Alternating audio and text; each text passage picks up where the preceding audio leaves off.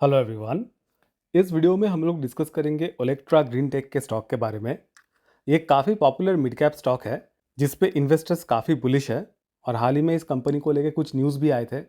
एक तो है इलेक्टोरल बॉन्ड्स को लेके, दूसरा है इसके ऑर्डर बुक को लेके।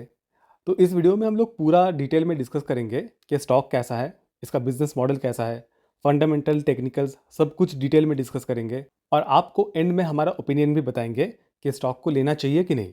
तो इसीलिए आप लोग इस वीडियो को पूरा देखिएगा। हम लोग हमारे चैनल में बहुत ही डिटेल में स्टॉक्स का आईपीओस का एनालिसिस करते हैं और हम जितना आसान भाषा में आपको एनालिसिस करके समझाते हैं वो शायद ही आपको और किसी चैनल में देखने को मिले।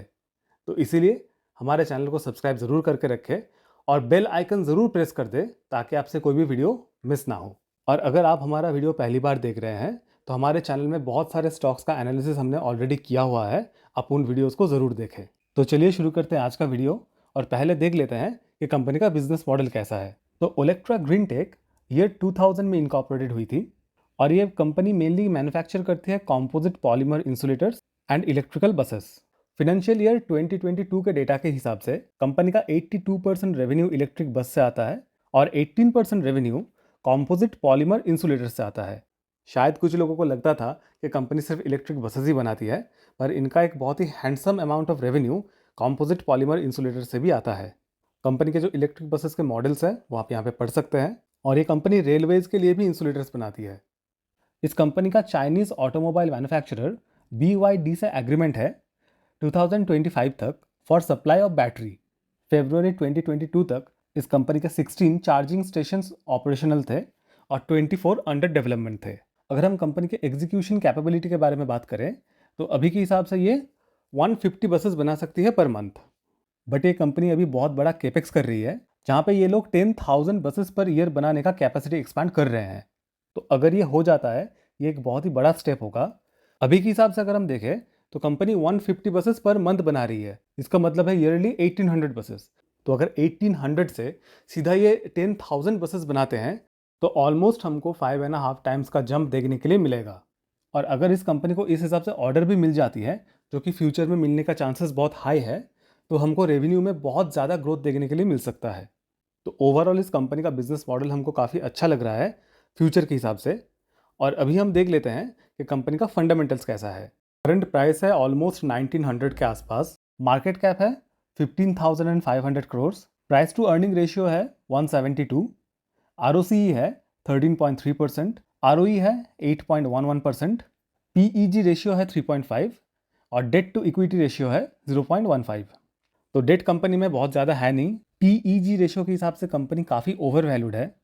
नॉर्मली हम मानते हैं कि PEG रेशियो अगर 1 हो तो कंपनी फेयरली वैल्यूड है, बट हाई ग्रोथ कंपनीज में PEG रेशियो 2 तक एक्सेप्टेबल होता है, बट उसके हिसाब से भी कंपनी काफ़ी ओवर वैल्यूड है।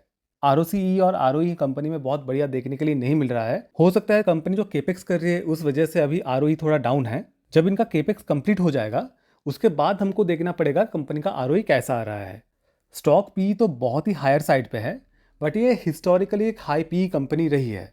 अभी अगर हम कंपनी का ग्रोथ देखें तो 3 साल में सेल्स ग्रोथ 75.9% है, 5 साल में 46.5% है, EPS ग्रोथ 3 साल में 200% है और 5 साल में 35.2% है। तो कंपनी का ग्रोथ तो भयंकर है, मतलब इतना बढ़िया ग्रोथ वाला कंपनी बहुत ही कम देखने के लिए मिलता है और शायद इसका बिजनेस मॉडल और ग्रोथ को देख के ही मार्केट इसको इतना हाई PE दे रहा है। बट फिर भी 172 का PE बहुत ज़्यादा होता है और इसके वजह से प्रॉब्लम क्या हो सकता है ये हम वीडियो के एंड में डिस्कस करेंगे। कंपनी का ऑपरेटिंग प्रॉफिट मार्जिन 5 साल में 10.1% है जो कि बहुत ज़्यादा बढ़िया नहीं है।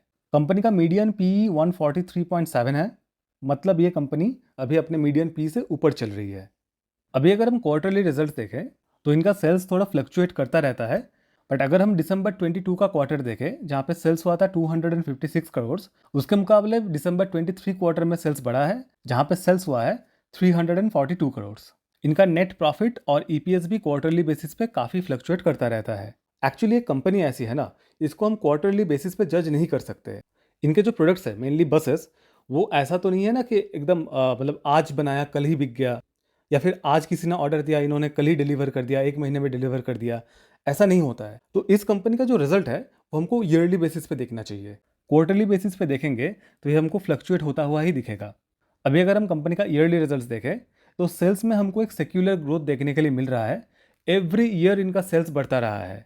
लास्ट 4 साल से हमको नेट प्रॉफिट और ईपीएस में भी अच्छा खासा ग्रोथ देखने के लिए मिल रहा है। तो ओवरऑल ग्रोथ के हिसाब से हम इसको एक सेक्युलर ग्रोथ वाला कंपनी कह सकते हैं। अभी अगर हम कंपनी का कंपाउंडेड ग्रोथ देखें तो 10 साल में सेल्स ग्रोथ है 32%, प्रॉफिट ग्रोथ है 41% एंड स्टॉक प्राइस सीएजीआर है 74%। 5 साल में सेल्स ग्रोथ है 47%, प्रॉफिट ग्रोथ है 49% एंड स्टॉक प्राइस सीएजीआर है 51%।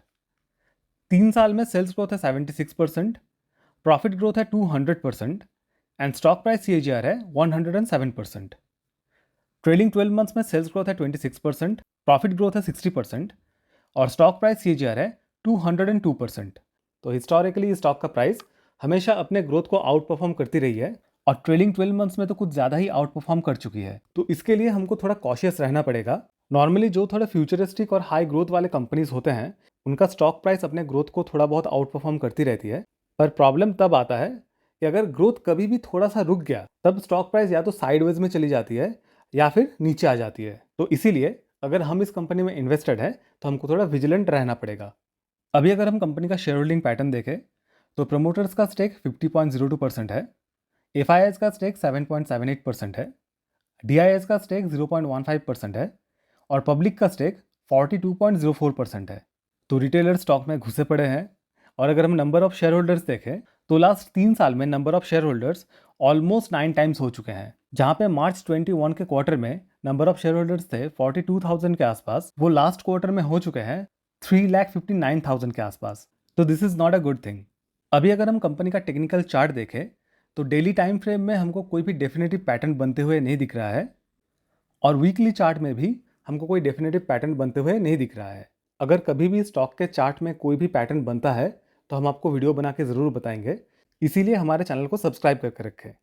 अभी अगर हम लोग फंड हाउसेस का रिपोर्ट देखें तो करंट टाइम्स में एक ही रिपोर्ट एक्टिव है जो है जियोजीत बीएनपी परिवार की तरफ से और उन्होंने इस स्टॉक का टारगेट दिया है 1971 का। बट जब से उन्होंने ये टारगेट दिया है तब से स्टॉक प्राइस काफ़ी बढ़ चुका है। तो इसीलिए इस रिपोर्ट के बेसिस पे अभी हमको कोई भी पोजीशन नहीं लेना चाहिए। तो चलिए अभी कंक्लूजन पे आते हैं कि कंपनी के साथ हमको क्या करना चाहिए। ओवरऑल कंपनी हमको बहुत अच्छा लगा, खास करके इसका बिजनेस मॉडल हमको काफ़ी अच्छा लगा और इस कंपनी का फ्यूचर भी बहुत अच्छा लग रहा है हमको। और इस कंपनी का ग्रोथ तो बहुत ही बढ़िया है। नॉर्मली हम लोग हाई आरओई कंपनी प्रेफर करते हैं, बट जब कोई कंपनी केपेक्स करती है ना तो उनका आरओई डाउन आता है। तो अभी इस कंपनी को हमको आरओई के हिसाब से जज नहीं करना चाहिए। बट हाँ, इस स्टॉक के फंडामेंटल में जो सबसे बड़ा प्रॉब्लम है वो है इसका प्राइस टू अर्निंग रेशियो। हम मानते हैं कि हाई ग्रोथ कंपनीज को मार्केट ऑलवेज ज़्यादा पीई देता है, बट ये सब हाई पीई कंपनी के साथ प्रॉब्लम क्या होता है कि अगर इनका ग्रोथ कभी भी थोड़ा रुकता है या फिर थोड़ा स्लो होता है तब इनका पीई रेशियो एकदम से कॉन्ट्रैक्ट करता है, जिसके वजह से स्टॉक प्राइस या तो साइडवेज में चला जाता है या फिर नीचे आ जाता है और इन्वेस्टर्स जो है वो फंस जाते हैं लॉन्ग टर्म के लिए।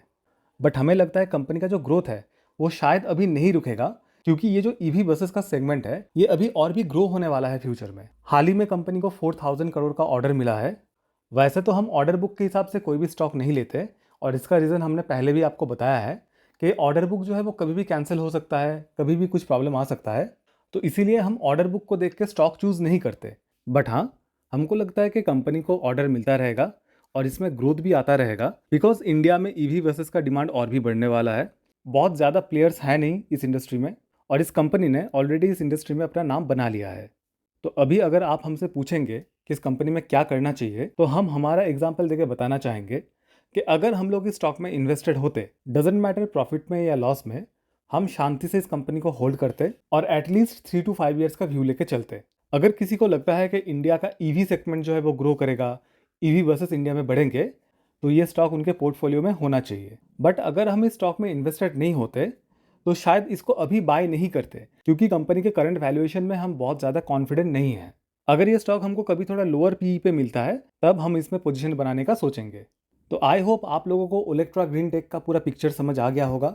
आप लोग समझ गए होंगे कि स्टॉक में क्या करना है और आप लोग ये भी समझ गए होंगे कि हम सेबी रजिस्टर्ड नहीं हैं और हमारा बात मान के आपको कोई भी डिसीजन नहीं लेना है। आपको अपना रिसर्च, अपना एनालिसिस खुद करना है और अपना डिसीजन खुद लेना है। तो अगर आपको वीडियो अच्छा लगा तो वीडियो को लाइक और शेयर ज़रूर कीजिएगा।